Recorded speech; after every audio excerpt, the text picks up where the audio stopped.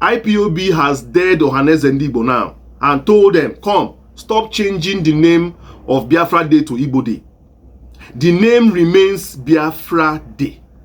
Because Biafra, the Biafra War was fought by larger ethnic group, not only the Igbos. So as Igbo people, we are not selfish enough. We are not selfish. We must include those people that shed blood for Biafra land, which include the Bibios, the Efiks, you understand? And even some Yoruba fought this Biafra war. So are you now going to say that this is not, this is an Igbo war?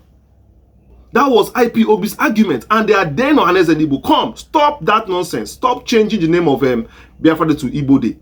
This is a larger, group than just the Igbos alone. That's exactly what IPOB is saying. And let me tell you the truth. I stand by that. I stand by that argument. Because I think that this is exactly the same thing that made people to tag 1966 coup and Igbo coup. When you don't think outside the box, when you seclude yourself in a coven and try to do things as if you are just in one, minor ethnic group, whereas you are a major group that has influence. If not, tell me, why will they call the coup of 1966 an Igbo coup? Is because of this same character that Ohanaeze Ndigbo is doing. Now, they fought a war 1967.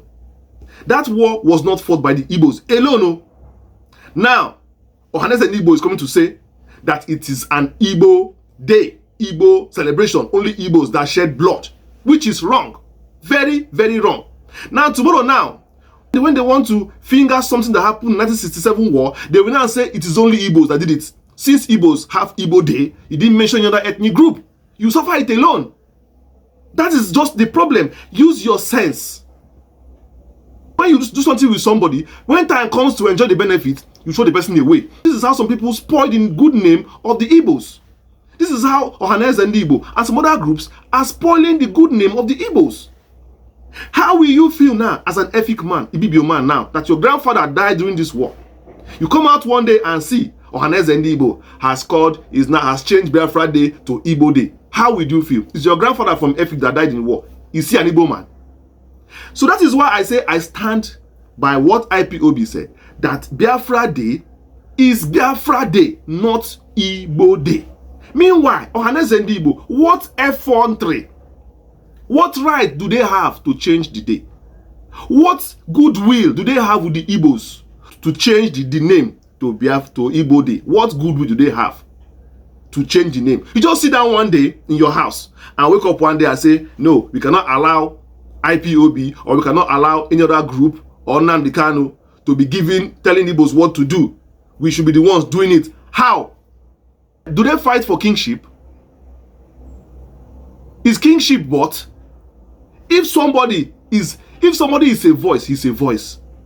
You don't fight for leadership. Kings are born. Great men are born. They're not made. That you will become Ohanaeze Ndigbo president today does not mean that you are the voice of Igbos. First of all, you have a tenure. Second of all, you will still leave that office and that person will enter. So how are you a voice of the Igbos? It's not by force. As Ohanaeze Ndigbo, what have you done for the Igbo people? Where is your office? Where is your address, official address?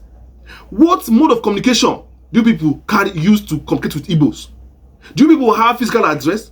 Do you people have, where do you people have meeting? Where is social media accounts? Who are your ESCOs? What connection do you have with Igbo people? Do you normally, where do you people come out for occasions? Do you people know what you do in the Igbo land?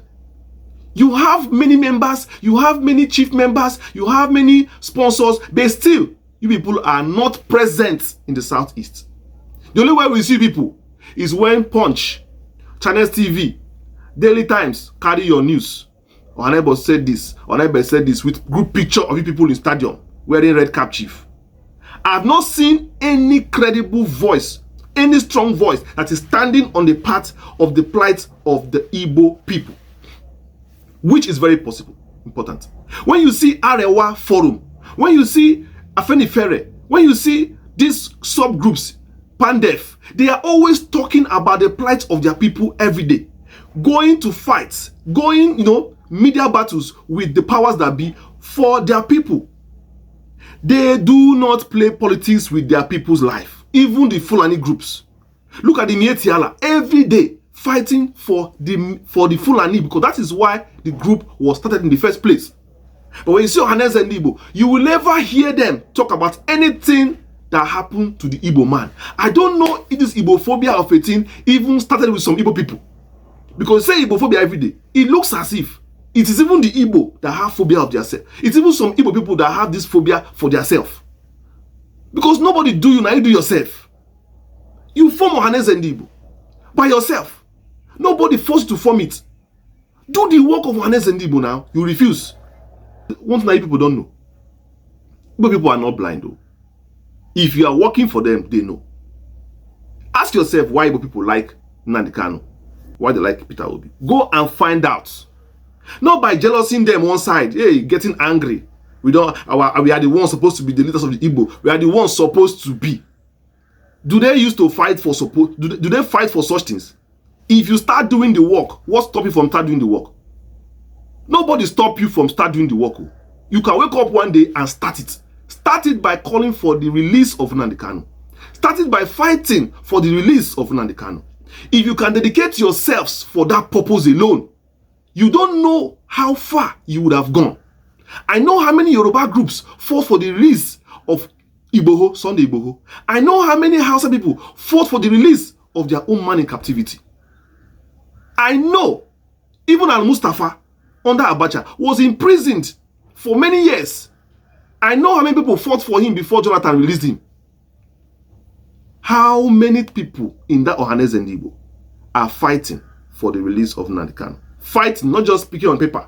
Release Nnamdi Kanu, then you go back and see something else. I mean fighting, day and night, pressuring, gathering the governors together, gathering the senators together,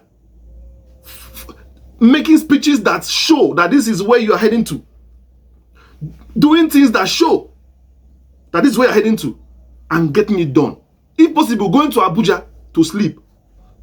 But look at Nnamdi Kanu's court case. How many of you have sent delegates to his court case? Have you people been sending delegates to his court case? Because definitely you're supposed to do that if you don't know. Know your role. Don't do things that don't make any sense. Calling Biafra Day and Igbo Day is doing the same mistake that the Igbo leaders did in 1966, that turned that coup to an Igbo coup. Now you want to turn the Biafra war to an Igbo war alone, but it's not true.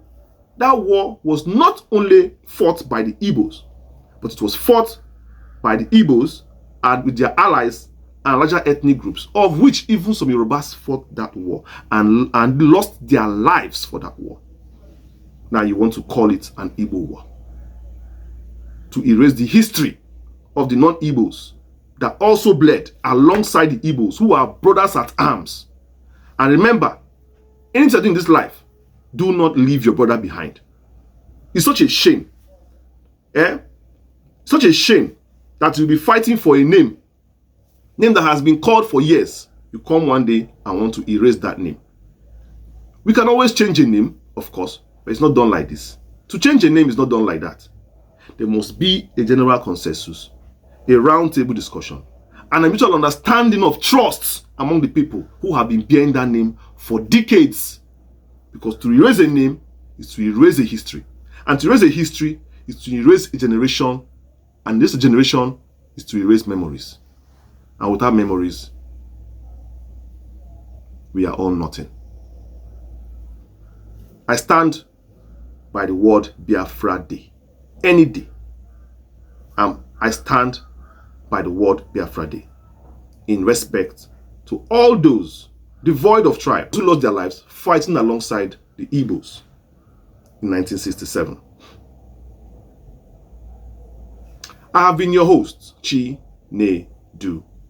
Thank you for watching this video. Please take your time to like, subscribe, and turn on notification button. Please do all these things I said. Till I see you next video. Peace.